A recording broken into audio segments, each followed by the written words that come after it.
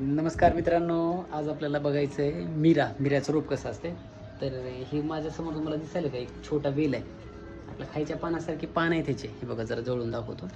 खायच्या पानासारखे पानं आहेत, नंतर कडक होतात पानं. आणि हे तुम्हाला दिसलं की इथं बारीक आलं बघा. हे अशा प्रकारे एकदम सुरुवातीला असं फुटलेलं राहते. हे 2-4 दिसायला. मग जसं जसं मोठं होईल ना, हे मग असं जरा मोठं होत जाते असं दिसायला तसं. आणि मग नंतर चांगलं जर बघायचं म्हटलं तर बघा इथं लक्ष दाखवून मला हो का हे दिसायले का. हे बघा हे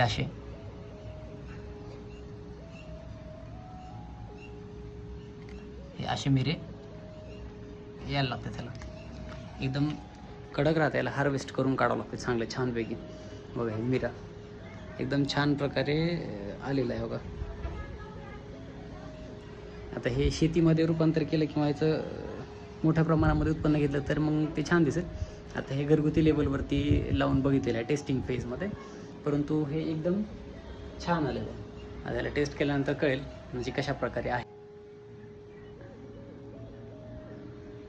एकदम तिखट आणि असा प्युअर. त्या मार्केटमध्ये वाळल्यानंतर येते, परंतु हा ओलसर आहे आणि असं मिरची खाल्ल्यासारखं एकदम तिखट लागेल असं झुणकण्या.